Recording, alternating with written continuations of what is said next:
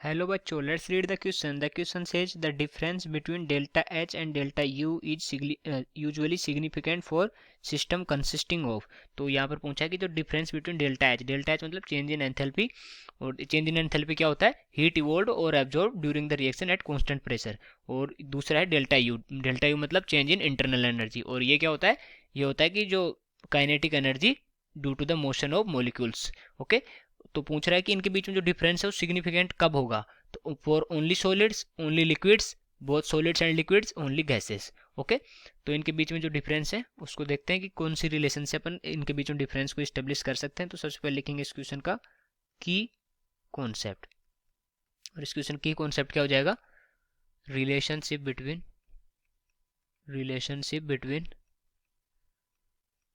Change in enthalpy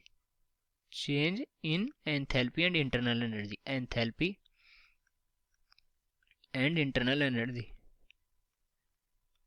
internal energy। Okay, ये हो जाएगा की कॉन्सेप्ट।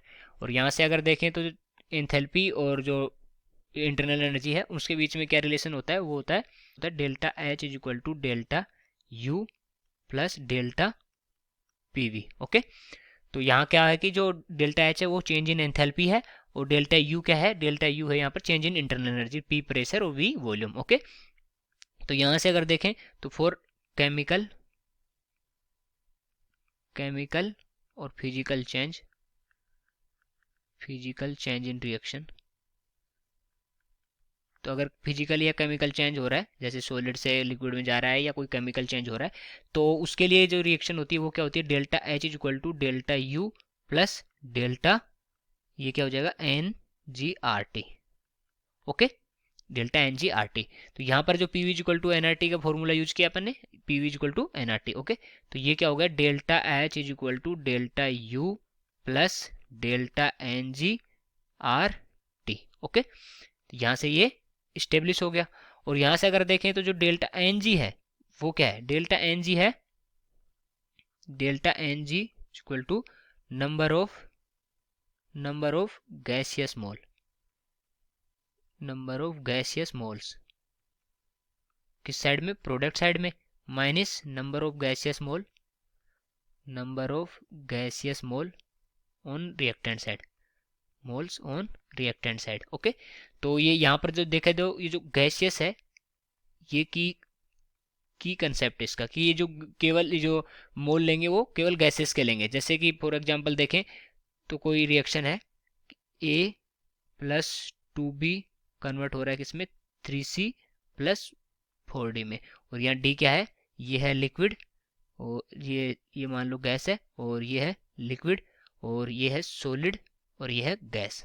ओके, तो जो डेल्टा एन जी कैलकुलेट करेंगे इसका, तो डेल्टा एन जी कैसे कैलकुलेट होगा? वो होगा 4 माइनस 2, 4 इसके गैस के और 2 भी के जो 2 मोल हैं वो, क्योंकि गैसेस का लेना है, लिक्विड और सॉलिड का नहीं लेना है। तो 4 माइनस 2 इज इक्वल टू 2, ऐसे अपन कैलकुलेट करते हैं डेल्टा एन जी। ओके, तो अब अपने को पूछा है कि ये यूजुअली सिग्निफिकेंट कब होगा इनका जो डिफरेंस है? तो delta H is equal to delta H minus delta U is equal to क्या हो जाएगा? Delta N G R T. Okay, तो अगर ये जो इनका जो डिफरेंस है वो जीरो हो जाएगा अगर डेल्टा एन जी जीरो है। डेल्टा एन जी अगर जीरो है तो इसका जो डिफरेंस है delta H minus delta you भी जीरो हो जाएगा। तो डेल्टा एन जी कब जीरो होगा? जब केवल ओनली सॉलिड या फिर ओनली लिक्विड या फिर सॉलिड एंड लिक्विड। क्योंकि जो सॉलिड एंड लिक्विड होगा उसमें क्या जो डेल्टा एन जी में उनकी वैल्यू काउंट नहीं करेंगे, इसलिए वो डेल्टा एन जी की वैल्यू क्या हो जाएगी? जीरो हो जाएगी। तो केवल ये जो सिग्निफिकेंट कब होगा? ये केवल significant only for gases, okay, significant for only gases. तो अगर सॉलिड हुआ, लिक्विड हुआ, तो ये डेल्टा एन जी जीरो और delta H minus delta you भी जीरो हो जाएगा। इसलिए अपन क्या लेंगे? जो ओनली गैसेस लेंगे, तभी इनके बीच में जो डिफरेंस है वो सिग्निफिकेंट होगा। तो कौन सा ऑप्शन करेक्ट हो जाएगा? डी ऑप्शन करेक्ट हो जाएगा। So I hope you understood it well. Best of luck.